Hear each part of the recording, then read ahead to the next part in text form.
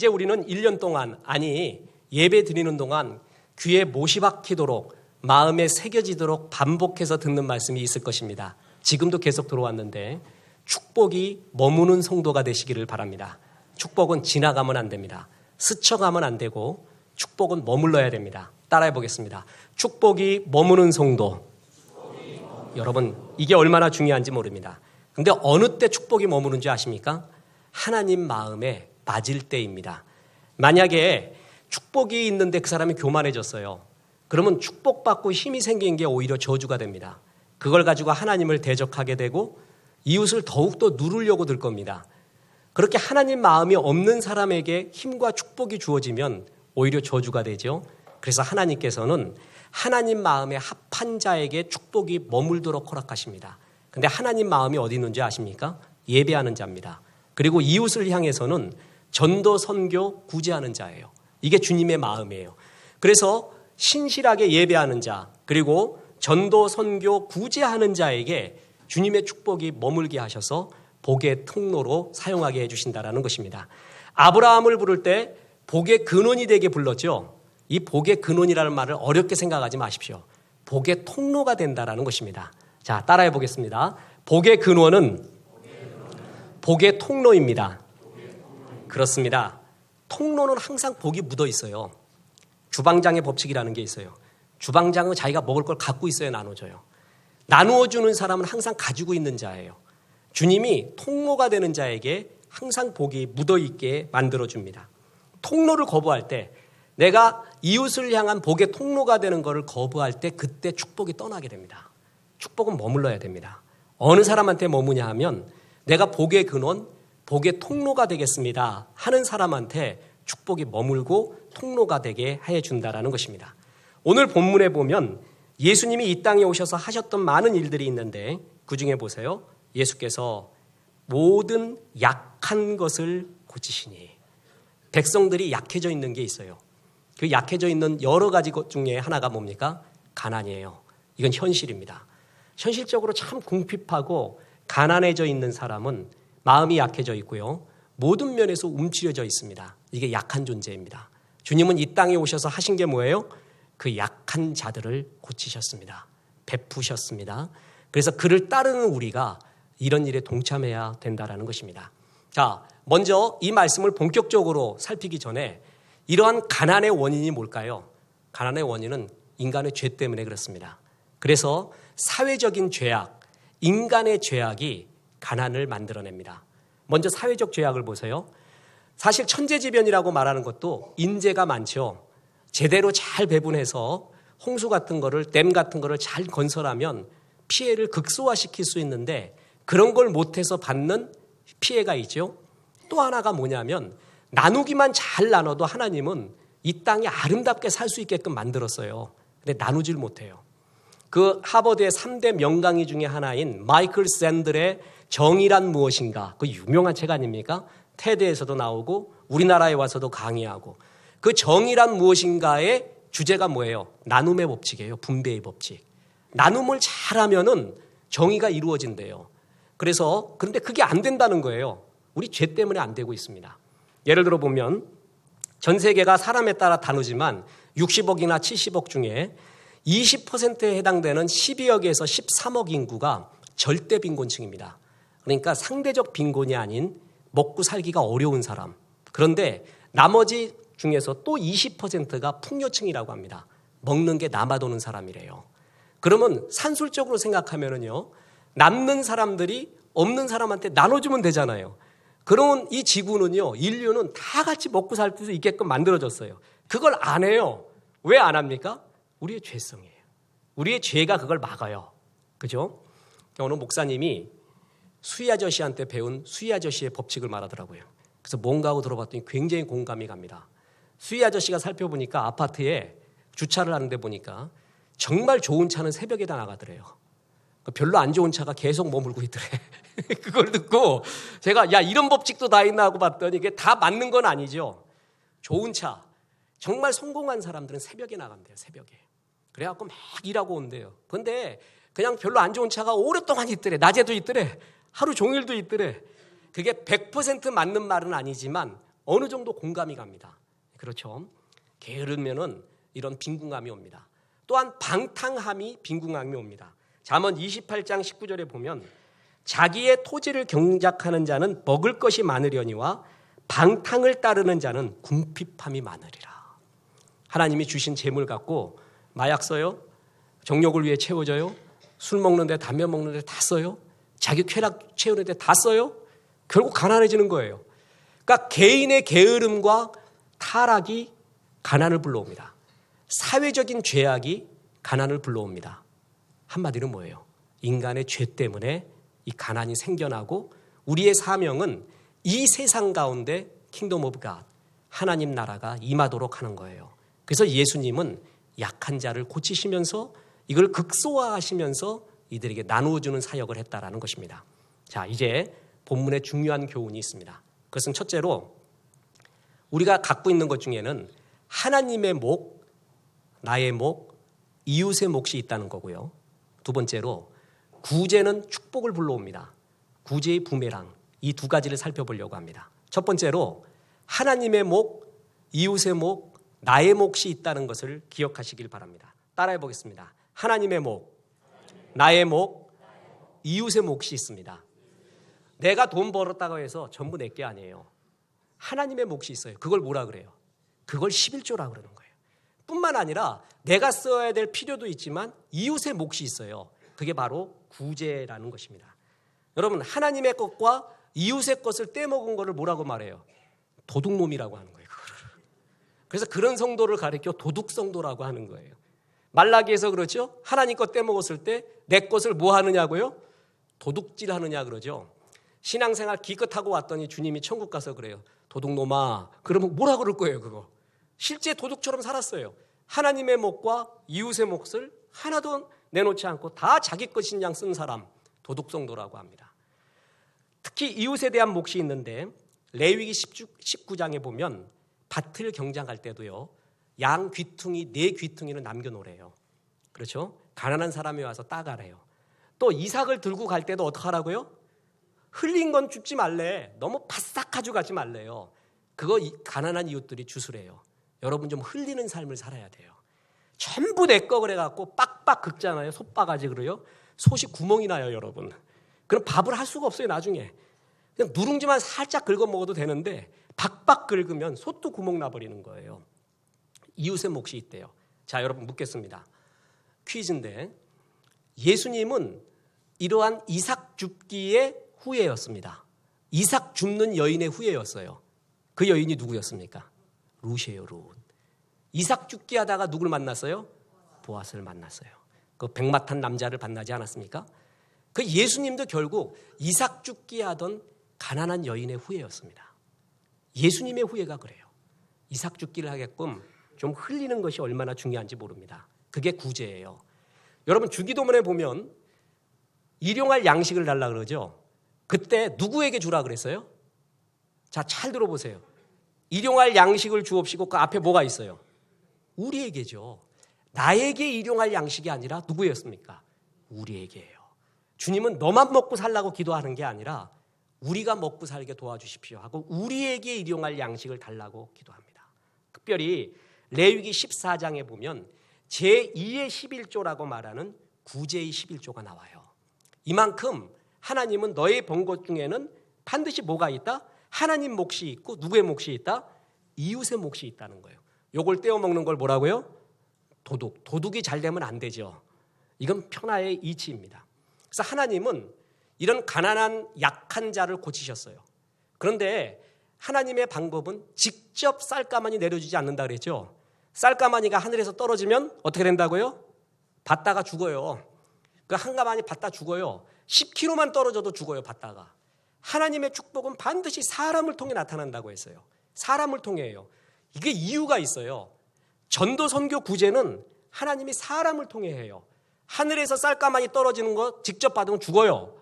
사람을 통해 하는 이유가 있어요. 전해주는 그 사람까지도 복받게 하는 거예요. 그 전해주는 사람을 뭐라 그러는 거예요? 그게 복의 근원이에요. 복의 통로예요. 내가 너를 택했는데 내 복을 이웃한테 좀 전해다오. 내가 직접 줘도 되는데 널 통해 주고 싶다. 그래서 아브라함 부른 거예요. 그래서 우리를 부른 거예요. 그래서 우리를 가리켜 복의 근원, 복의 뭐라고요? 통로라는 거예요. 너마저도 축복 주기 위하여 주님이 불러주십니다. 자, 이제 이 구제에 따른 축복을 이야기할 겁니다. 이거를 구제의 부메랑이라고 합니다. 따라해 보겠습니다. 구제의 부메랑. 여러분, 성경에 나와 있는 축복은 여러 가지 축복이 있죠. 그중에 현실적인 축복이 있거든요. 현실적인 축복은 구제에 제일 많이 숨겨져 있습니다. 다시 말합니다. 요것 때문에 구제하지 마십시오. 그러나 하나님 앞에 혼납니다. 잘못 가르쳤다고. 그런데 진실한 마음으로 구제하는 자에게는 어마어마한 현실의 축복을 주님이 제일 많이 숨겨놨습니다. 자, 하나님의 것과 이웃의 것을 자기 창고에만 쌓아두는 사람. 여러분, 이거 도둑성도라고 했죠? 이 사람은 하나님의 결정적인 역사하심을 체험하지 못합니다. 늘 자기 수준으로 삽니다. 지난번에 특전사 얘기했습니다. 저도 양구에서 보병 예비사단으로 병장 전역을 한 사람입니다. 이게 쉬운 거 아니에요, 여러분. 정말 병장 전역을 했던 사람. 근데 특전사가요, 11m 점프를 한대요. 그러니까 11m 점프가 인간이 제일 공포를 느끼는 데래요. 거기서만 뛰면 1000m도 뛰고 100m도 뛰고 어디도 뛴대요. 그죠? 여러분, 인간이 제일 공포를 느끼는 물질이 11조예요. 11조만 통과하잖아요. 물질 자유로워집니다. 인간이 제일 공포를 느끼는 높이가 구제예요. 구제를 통과하잖아요. 물질을 지배하며 자유롭게 살아요. 점프를 하면은 그때부터 이기거든요. 하나님은 내가 너희의 삶을 독수리의 날개치며 올라감 같을 것이오라고 했어요. 약속이거든요. 근데 그러면 우리는 독수리의 날개치며 올라가야 돼요. 근데 날개를 못 치고 닭으로 살아. 닭. 통닭으로 살아. 왜 통닭으로 사는 줄 아세요? 점프를 안 해서 그래요. 점프를 할 때 날개 있는 걸 알아요. 바닥바닥 하면서요. 그때부터 날기 시작하는 거예요. 모든 새들이 자기가 날개에 있고 날 수 있다라는 것은 어미가 언제 가르치는지 아세요? 둥지에서 떨어뜨려요. 점프를 시켜요. 그때부터 나는 훈련을 하는 거예요. 근데 주님이 분명히 그렇게 독수리처럼 살라고 하는데 평생 독수리처럼 못 사는 사람이 있어요. 통닭처럼 사는 사람이 있어요. 점프를 안 한 사람이에요. 다시 말해서 점프가 뭐라 그랬어요? 물질에 대한 점프. 그게 11조예요. 구제예요. 이거를 하는 사람이 그야말로 물질에서 점프를 하는 거예요. 그때부터 거기서부터 자유로워지면서 공포감 없이 역사를 하고 하나님의 체험을 하게 돼요. 그래서 하나님이 이 점프를 하는 사람한테 구제하는 자에게 수많은 현실적인 축복을 숨겨놨다는 것이죠. 첫째가 뭔지 아세요? 충만함의 축복입니다. 풍성함의 축복. 자, 보세요. 마이다스라고 아세요? 건드린 것마다 잘 돼. 성경에 그런 구절이 나와요. 신명기 15장 10절 11절에 보면 너는 반드시 그에게 줄 것이요 줄 때에는 아끼는 마음을 품지 말 것이니 이로 말미암아 내 하나님 여호와께서 내게 하는 모든 일과 내 손이 닿는 모든 일에 내게 복을 주시리라. 땅에는 언제든지 가난한 자가 그치지 아니하겠으므로 내가 내게 명령하여 이르노니 너는 반드시 내 땅 안에 내 형제 중 곤란한 자와 궁핍한 자에게 내 손을 펼치니라. 이게 기관차 구절이죠. 객차 구절이 뭐라고요? 그리하면 이로 말미암아 내 하나님 여호와께서 내가 하는 모든 일과 내 손이 닿는 모든 일에 복 준대. 이게 마이다스 구절이라 그래요. 구약에서. 아무튼 내가 손만 대면 잘 된대. 어떤 사람 손만 대면 망쳐. 그죠? 나만 들어가면 깨져. 나만 들어가면 싸워. 저주의 삶이에요. 나만 들어가면 잘 돼요. 우리 며느리 왔더니 이 집에서 웃음이 떠날 날이 없대. 그냥 입이 걸렸어요. 어머니 아버지가. 우리 사위 들어왔더니 너무 좋대. 그런 사람 최고 아니에요? 건드린 것마다 닿는 것마다 축복이 많대요. 복의 임원. 어느 사람한테? 가난한 자를 돕는 자에게. 충만함 풍성함이 이때 일어나요.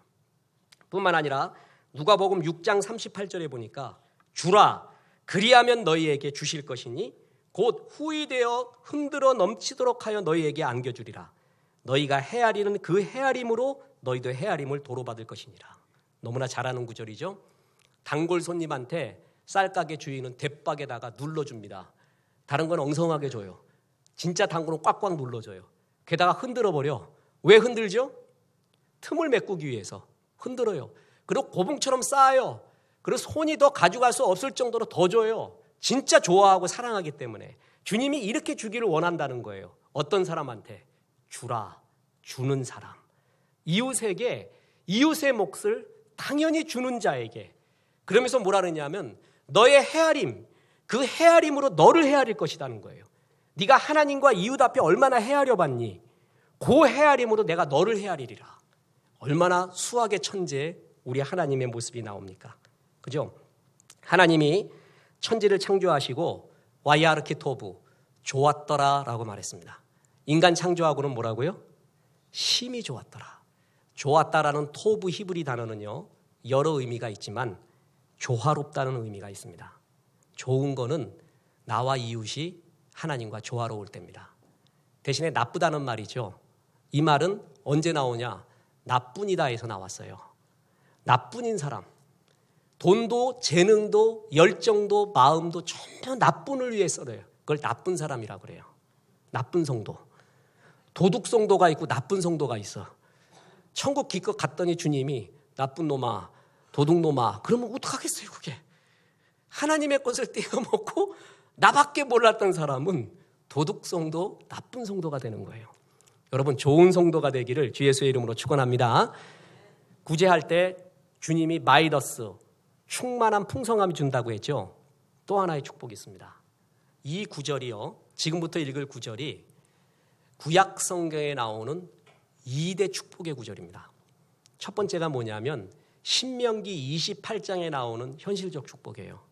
들어가도 나와도 네 떡 반죽 그릇과 내 소산과 우양까지도 전부 축복받는다고 말했지요. 그게 신명기 28장이거든요. 그리고 지금부터 읽을 구절이에요. 지금 이 구절이 구제하는 자에게 주시는 하나님의 최고의 축복의 구절이에요. 근데 놀랍게도 그게 금식입니다. 정말 급하잖아요. 정말 막힌 일이 있잖아요. 여러분 금식하십시오. 그런데 금식이 굶식에서 그치면 안 됩니다. 자, 금식할 때 주님이 축복 줘요. 그래서 존 스타트 목사님 같은 경우에는 금식 없이는 기독교가 없다 그랬어요. 그만큼 금식이 중요하거든요. 근데 금식이 뭔가가 여기 나와요. 보세요. 성경을 보겠습니다. 이사야 8장 6절입니다.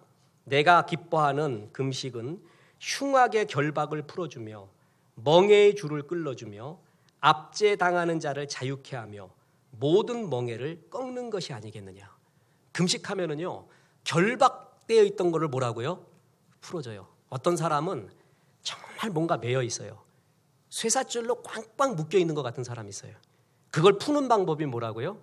금식이에요. 그런데 지금 요 한 구절만 읽으면 요걸 금식이라고 합니다. 그 다음 구절까지가 바로 금식이에요. 요 다음 구절 보세요. 여기 이사야 8장 6절이었고 7절 보세요. 또 줄인 자에게 내 양식을 나누어 주며 유리하는 빈면을 집에 들이며 헐벗은 자를 보면 입히며 또 내 골육을 피하여 스스로 숨지 아니하는 것이 아니겠느냐. 요까지가 금식이에요. 그러니까 밥만 굵으면 그걸 금식이라고 해요. 그런데 이웃까지 돌봐주면 그까지를 뭐라고 한다고요? 금식.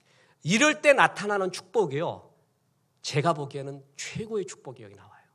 그 다음부터 나오는 것이 8절부터 11절이거든요.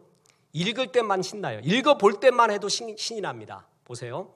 그리하면 내 빛이 새벽빛 같이 비칠 것이며 내 치유가 급속할 것이며 내 공의가 내 앞에서 행하고 여호와의 영광이 내 뒤에서 호위하리니 내가 부를 때 나 여호와가 응답하겠고 내가 부르짖을 때에는 내가 여기 있다 하리라. 줄인 자에게 내 심정이 동하며 괴로운 자의 심정을 만족해 하면 내 빛이 흑암 중에 떠올라 내 어둠이 낮과 같이 될 것이며 여호와가 너를 항상 인도하여 메마른 곳에서도 내 영혼을 만족하게 하며 내 뼈를 견고하게 하리니 너는 물된 동산 같겠고 물이 끊어지지 아니하는 샘 같을 것이라. 여러분 읽기만 해도 신나.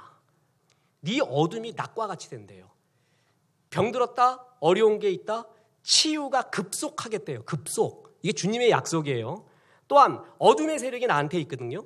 부정적인 자아도 있어요. 안 되는 일도 있고요. 힘들고 막혔던 것이 있어요. 그게 어둠의 세력이에요. 그게 빛이 비쳐갖고 낮과 같이 돼버린대요. 뿐만 아니라 그 축복이 지나가는 게 아니라 머물고 있대요. 자, 계속 말합니다. 축복은 머물러야 된다 그랬죠. 그게 물된 동산이에요. 여러분, 물된 동산 교회 아시죠? 이름도 여기서 나오는 거예요. 그리하면 너희가 물된 동산 같겠고 물이 끊어지지 아니하는 샘 같을 것이라. 축복이 머물러 있는 거예요. 이게 지나가는 게 아니라. 이게 언제 그렇다는 거예요? 네가 금식할 때, 금식하고 주 앞에 매달리고 이웃을 도와줄 때 하나님의 축복을 너를 통하여 이웃에게 흘러가는 축복의 통로, 복의 근원이 될 때 너에게는 축복이 머물러 있다는 얘기죠. 이게 하나님이 구제에 숨겨놓은 주님의 큰 것입니다. 저는 이 말씀하면서요, 다시 말씀드립니다. 이것 때문에 구제하지 마십시오. 너무 얄팍한 인간이야 우리. 구제하다 보면 나오는 보너스가 이거예요. 하나님 앞에 1000번째의 제단을 드렸잖아요. 최상의 예배를 주 앞에 드렸어요, 솔로몬이. 그때 주의 마음을 알아서 지혜, 학함, 듣는 힘을 구했어요. 그랬더니 보너스로 준 게 뭐예요? 부와 영광이에요. 이건 보너스예요. 정말 주의 마음을 품어서 하나님 앞에 구제하는 자에게 주님은요, 치유가 급속하겠대요. 네 속에 있는 어둠의 세력이 낮이 되게 하겠대요. 이 축복이 지나가는 게 아니라 네가 계속 축복의 통로로 살기를 원한다면 너는 물된 동산같이 될 거다. 샘이 끊이지 않을 것이다. 이 말씀에 축복을 해주고 있습니다. 군대에서 최고의 보직은 주방장입니다. 아무튼 뭐 딴 거 필요 없어요. 먹는 게 장땡이에요 정말. 저는 주방장을 잘 사귀었습니다. 그래서 잘해준 게 별로 없어요. 네, 칭찬. 김 병장님 잘생겼습니다. 멋있습니다. 좋습니다. 잘 살 겁니다. 교회에서 배운 대로 제자 훈련 받은 대로 계속 축복했어요. 사실 군대에서 막 웃느라고 많이 맞았어요. 초반전에.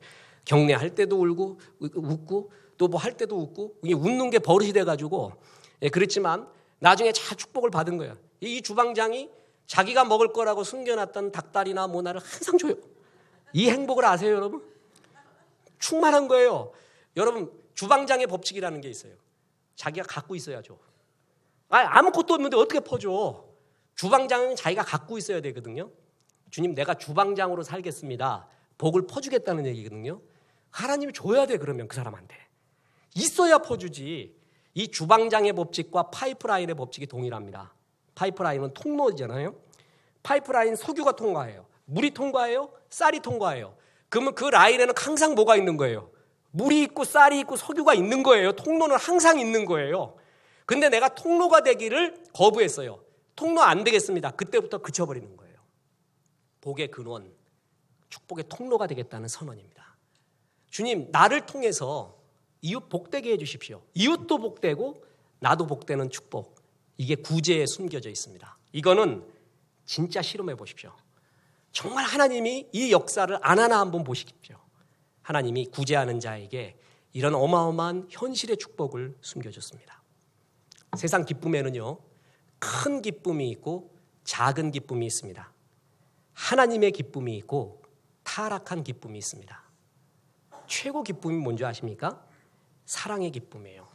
작은 기쁨은 자랑의 기쁨이에요. 사랑과 자랑이 다릅니다. 자랑은 남이 없는 거를 내가 갖고 있다고 뻐기는 거, 그게 자랑의 기쁨이에요. 사랑의 기쁨이 뭔지 아세요? 상대편한테 꼭 필요한 것이 내게 있다고 기뻐하는 거예요. 그걸 사랑이라고 그래요. 자랑의 기쁨은 타락하기 쉽고요, 작은 기쁨입니다.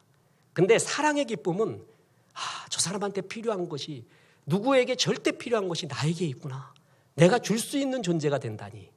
주님이 이런 자에게 물된 동산같이 계속 공급하게 만들어줍니다. 이게 얼마나 중요한 건지 몰라요. 제가 많이 소개했던 세계적인 저널리스트이자 경영학자인 짐 콜린스.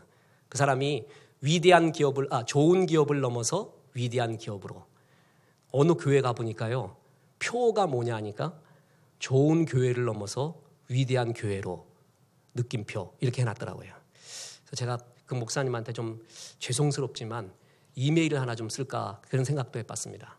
지금 그 시대 조금 지나갔습니다. 지금은 좋은 기업 넘어서 위대한 기업 넘어서 무슨 기업이에요? 사랑받는 기업이에요. 짐 콜린스가 위대한 기업 나중에 20개를 택했는데 지나가 보니까 다 없어져서 몇 개 안 남고, 그래서 위대한 기업은 다 어디로 갔나 그 책을 냈어요. 그래서 진짜 이것이 진짜 이 시대고 이게 영원하다라고 미국 펜실베니아 대학의 와튼 스쿨의 라젠드라 시소디아 교수가 쓴 사랑받는 위대한 기업을 넘어서 사랑받는 기업으로. 우리나라의 모 대통령이 모든 정무위원들에게 이 책을 나눠주고 5번 이상 읽으라고 했대요. 우리 사랑받는 정부 되자. 사랑받는 사람 되자. 거기에 이런 글이 나옵니다. 1990년대 마케팅 당담자들 사이에서는 고객의 지갑을 열어라는 카피가 유행했었다. 그러나 사랑받는 기업들은 다른 방식을 추구해온다. 그들은 고객의 지갑이 아니라 마음을 얻기 위해 노력한다. 기업이 고객의 마음을 잡을 수만 있다면 고객은 기쁘게 지갑을 열 것이다. 지갑 열도록 노력하는 게 아니래요. 마음을 열면 지갑은 열리게 돼 있다는 거예요. 그런데 언제 마음이 열리느냐? 사랑받는 기업, 사랑을 받을 때 그것을 느꼈을 때 지갑을 열게 돼 있다는 거예요. 그러면서 위대한 기업의 하나의 예였던 필립 모리스라는 담배 회사가 있어요. 그 기업이 위대한 회사일지는 몰라도 사람들이 담배 만드는 회사 잘 되게 하겠어요? 저게 우리 남편 건강 다 뺏어갔지. 우리 애한테도 지금 마귀의 손길을 퍼뜨리고 있구나. 저거와의 전쟁을 내가 선포하는데 그 기업이 잘 되겠냐고요. 좋은 기업, 위대한 기업이 될 수 있을지는 몰라도 사랑받는 기업은 아니라는 거예요. 결국 이 세상에서 살아남는 거는 사랑받는 기업이래요. 이웃을 복되게 하는, 진짜 좋게 하는 상생의 기업이 사랑받고 그 기업이 성공한다는 거예요. 세상도 지금 이 하나님의 원리를 알아가기 시작한 겁니다. 약자를 돕는 것이 내가 높아지는 방법이라는 것입니다. 제가 1부 때도 말씀드렸는데 이 기업을 소개할까 하다가 안 할까 하다가 할까 하다가 안 할까 하다가 해버려야겠구나 이런 생각이 들어버렸습니다. 이름까지 나와서 이 기업이 뭐냐 하면 탐스 슈즈라는 기업입니다. 목사님들 사이에 아주 유명합니다. 왜 탐스 슈즈냐 하면은 투마로우스 슈즈, 내일의 신발이라는 뜻을 갖고 있어요. 그래서 탐스 슈즈예요. 이것의 창업자가 블레이크 마이코스키라는 사람인데, 블레이크 마이코스키. 이 사람이 전에 5번 정도의 사업에 실패했습니다. 시름에 잠겨서 남미를 여행하는데 자원봉사자가 애들한테 신발 나눠주는 걸 봐요. 그 남미 애들이요, 그냥 벗고 다녀요. 그러다가 피부병 걸리고 특히 상피병이라는 거 걸려서 살이 썩어간다고 합니다. 신발을 나눠주는 거를 일시적인 게 아니라 계속할 수 있는 방법이 뭘까를 고민하다가 머릿속에 떠오른 게 원포원이라는 계획이에요. 1대1 기부 방식. 우리 기업에서 신발 하나를 팔면 똑같은 신발 하나를 가난한 자에게 주겠습니다. 그게 원포원이에요. 이걸 해서 선언을 해버렸습니다. 그랬더니 진짜 그것을 선언한 지 1년 만에 아르헨티나 그 가난한 어린이에게 1만 켤레의 신발을 기부하게 됐습니다. 여러분 1만 켤레를 기부했다는 건 뭐예요? 얼마 팔았다는 얘기예요? 1만 켤레를 팔았다는 거죠. 5, 6년, 7년 후에 2013년 7월에 어린이들한테 나눠준 신발이 1000만 켤레입니다. 그럼 얼마를 팔았다는 거예요? 1000만 켤레. 그 기업은 글로벌 기업이 됩니다. 정말 넘쳐나는 기업이 되었습니다. 그래서 우리 국내의 창업자들 중에서도 이 콘택트 렌즈 하나를 사시면 가난한 앞을 어둡게 보는 이웃에게 우리가 하나를 기부합니다. 이 시리얼 하나를 사시면은 가난한 이웃에게 시리얼 하나를 공급합니다 하는 원포원을 어떤 사업의 경영 전략으로 써서 하는 사람들도 많이 있었습니다. 그게 바로 성경적인 어떤 기반이죠. 그랬더니 또 비판하는 사람도 많아. 뭐든지 잘하려고 해도 자기는 안 하면서 비판은 천재적으로 하는 사람들이 있거든요. 그래서 뭐냐 하면은 그러면 현지 기업이 망한데 그 말도 틀린 말이 아닙니다. 착한 게 다 착한 일만은 아니죠. 그래서 지금은 또 어떤 담론이 형성되냐 하면 그 기업에서 현지에서 회사를 짜려서 여기서 하나 팔면 그쪽에서 하나 주는 걸로 이런 식으로 현지 고용 창출을 하자. 어찌 되었던 하나 팔아서 하나 나눠주자라는 원포원이라는 담론이 형성됐습니다. 기업들 사이에. 참 멋지죠. 사실 이게 성경적이에요. 이랬더니 하나님이 축복해 주셔서 나 이왕이면 하나 사 먹는데 내가 사 먹는 하나가 이웃에게 도움이 된다면 얼마나 좋겠냐 말이에요. 얼마나 성경적입니까? 나를 이웃을 돕는 게 곧 내가 커가는 거고 하나님의 은혜가 넘쳐나는 거예요. 그래서 창업주인 블레이크 마이코스키는 이렇게 말했습니다. 사업은 자신만을 위해 지속될 수 없는 영역입니다. 내 안의 숭고함과 다른 이들의 숭고함이 함께할 때 그것은 기업을 뛰어넘어 더불어 살아가는 생명이 됩니다. 내 안의 숭고함, 이웃의 숭고함, 서로 더불어 사는 이 아름다움이 합쳐질 때 정말 기업이 아름다운 기업 되고 하나님 나라가 임하는 거 아닙니까? 구제하는 것이 결국 나를 높이는 길로 주님이 이어지게끔 만들어줬다는 것입니다. 힘이 생기니까 중국은 만리장성을 쌓았습니다. 로마는 길을 닦았습니다. 어떤 사람은 힘을 생기면 힘 생기자 계속 성 쌓는 사람이 있어요. 자기만을 위해서. 어떤 사람은 이웃을 위하여 길을 닦는 사람이 있습니다. 인생은 3대 관리를 잘해야 된다고 합니다. 실패 관리, 위기 관리, 성공 관리입니다. 우리 이왕철 집사님이 목사님 지금 기업인들이 새해에는 위기 관리가 화두입니다. 이왕철 집사 또 그런데 첨단에 있으니까 그런 얘기 많이 해줘요. 예, 맞아요. 위기 관리래요. 근데 위기 관리만 있는 게 아니라 이 세상은 실패 관리도 잘해야 되고요. 성공 관리도 잘해야 돼요. 이 세 가지 관리를 잘하는 걸 능력이라고 해요. 바울은 이 세 가지 능력을 다 가지고 있었어요. 그래서 빌립보서 4장 12절에 나는 비천에 처할 줄도 알고 풍부에 처할 줄도 알아. 모든 일, 곧 배부름과 배고픔과 풍부와 궁핍해도 처할 줄을 아는 일체의 비결을 배웠노라. 이 말이 뭐냐면 나는 배고파도 받고 부자도 돼봤다 그 얘기가 아니에요. 배고플 때는 이렇게 살아야 되고 부할 때는 이렇게 살아야 되고 부에 처하는 법, 배고픔에 처하는 법을 알았다는 거예요. 그래서 일체의 법을 알았고 이게 바로 능력이라고 말하는 거예요. 배고플 땐 이렇게 살아야 되는구나. 부할 땐 이렇게 살아야 되는구나. 조금이라도 남는 거 있잖아요. 필요 이상이 남는 거. 이웃의 몫이 많아요. 이걸 알 때 그 사람이 정말 능력 있는 삶이 된다는 것입니다. 전도선교 구제하면 개인과 교회가 낭비하고 못 산다? 난 그런 하나님 믿지 않습니다. 하나님은 그런 자에게 복의 통로가 되기 때문에 항상 복이 머물게 하고 물된 동산 같게 하고 충만하게 해줘요. 저는 지금 전도선교 구제 우리 같이 이렇게 기도하자라고 해놓고 얼마나 좋은지 우리 교회 사람들이 아닌 사람들이 우리 교회가 하는 전도선교 구제에 관심을 가지기 시작해요. 나 이걸 보면서 기쁜 게 진짜 교회가 이 마음을 품으면 그런 사람들이 옵니다. 같이 동력해요. 진짜 풍요로운 길은 주님의 마음인 전도선교 구제하는 거예요. 실제 해버리는 거예요. 그때 진짜 그 마음을 품은 자들이 오면서 저 차고 넘쳐요. 막 가슴이 떨려요. 진짜 이런 것들이 주님이 역사하는구나 라는 걸 알게 되었습니다. 이제 끝으로 말씀드립니다.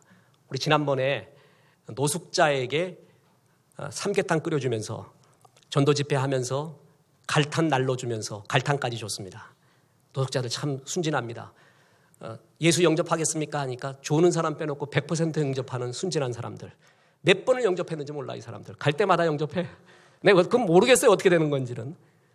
사모님 그걸 끓여줘요. 드럼통에다가 생닭을. 또 이번에는 하나님께서 우리 성도 통해 갖고 구제 헌금을 주셔갖고 갈탄 난로 또 뭐했고 다른 거 또 뭐 다른 것들을 이렇게 줬어요. 그래가지고 막 주면서 얼마나 좋은지 기쁜지 나중에 그거를 같이 하고 있는 우리 개척교회 목사님 장 목사님이라고 있습니다. 한번 간증도 할 시간이 있을 겁니다. 근데 저는 그 장 목사님이 이 전도 집회 때 기도하는데 정말 감동적이었습니다. 전 설교 보고 감동 받은 적이 많아요. 책 보고 감동 받은 적도 많고요. 또 드라마와 영화 보면서도 감동 받은 적이 많아요. 근데 기도 들으면서 감동 받은 적 별로 없어요. 근데 이분의 기도 들으면서는 찌릿찌릿했어요. 아주 막 한 대 두들겨 맞는 것 같았어요. 그래갖고 기억나는 대로 적어봤습니다. 그는 이런 기도를 했습니다. 하나님, 추운 겨울이 왔습니다. 가난한 사람들이 살기 어려운 계절입니다. 노숙자들이 얼어 죽지 않도록 도와주시고 이불과 밥을 위해 서로 싸우지 않도록 도와주시고 연탄가스 중독으로 죽지 않게 도와주옵소서. 겨울보다도 더 얼어붙은 사람들의 마음을 녹여주셔서 하나님의 어린 소자들을 돕게 하옵소서. 이런 기도를 해요. 이야, 가식 하나 없고 진짜 현장에 들어가 있는 사람의 현장의 기도예요. 노숙자들 굶어 죽지 않게 도와달래. 얼어 죽지 않게 도와달래. 밥이나 입으로 왔으면 서로 싸우지 않게 도와달래요. 가스 중독 일어나지 않게 도와달래요. 이야, 참 이거 듣고요. 내가 어느 때 들어본 기도보다 정말 감동적이구나. 진짜 저런 기도를 주님이 기뻐하는구나. 삶이 있는 기도. 이거를 느끼게 되었습니다. 이런 기도가 살아있고 역사를 체험하고 성령 충만한 교회입니다. 여러분 우리 교회는 조국 교회에 달려갈 길은요. 건강한 중소형 교회, 중형 교회에 있습니다. 우리는 건강한 중형 교회, 충만한 조국교회의 본이 되는 건강한 교회를 더욱더 자라가야 됩니다. 전도해야 됩니다. 선교해야 되고 구제해야 됩니다. 그리고 전도, 선교, 구제, 특히 구제의 원리가 뭔지 아십니까? 첫째는 성실함이에요. 둘째는 은밀함입니다. 자랑하는 거에 쓰면 안 됩니다. 경건을 나의 이익의 재료로 쓰면 안 돼요. 구제가 그 기쁨이 날아가는 거는 다 드러내는 데 쓰려고 말이에요. 보여주는 데 쓰려고, 전시용으로 쓰려고 하면 그건 주님이 기뻐하는 게 아니에요. 구제의 원리 두 가지는 성실함이라고 그랬어요. 구제하는 자는 성실함으로 할지니. 또한 구제할 때는 왼손과 오른손 법칙이 있죠. 모르게 하는 은밀함이에요. 우리 교회가 은밀하게 그러나 결정적인데 라이브하게 하고 있습니다. 저는 그 자부심을 갖고 있습니다. 얼마나 기쁜지 모릅니다. 국수구제 직접 주민한테 갑니다. 진짜 가슴이 떨립니다. 그리고 이웃한테, 이 노숙자, 또 우리 지경이 넓어질 겁니다. 장애우, 고아원, 양로원 할 거 없이 정말 사회의 약자층에게 우리의 이 선한 지경은 넓어져야 돼요. 복의 통로가 교회가 돼야 돼요. 성도가 돼야 돼요. 그것이 나를 위하는 길이고 교회를 위하는 길이 됩니다. 힘은, 축복은 관리할 마음과 능력이 있는 사람한테 주어집니다. 복의 근원, 복의 통로가 되고자 하는 자에게 주님이 그것을 부어줄 겁니다. 끝으로 우리의 기도 제목이 있습니다. 여러분, 새해에 복 주십시오 이러면 다른 사람하고 똑같죠. 이걸 바꿔서 하세요. 복의 통로가 되게 하여 주옵소서. 여러분, 그러면 그 복이 항상 머물러 나와 이웃이 다 풍요롭게 됩니다. 새해 복의 근원, 복의 통로 되어서 많은 이웃을 기쁘게 하고 충만하시기를 주 예수의 이름으로 축원합니다.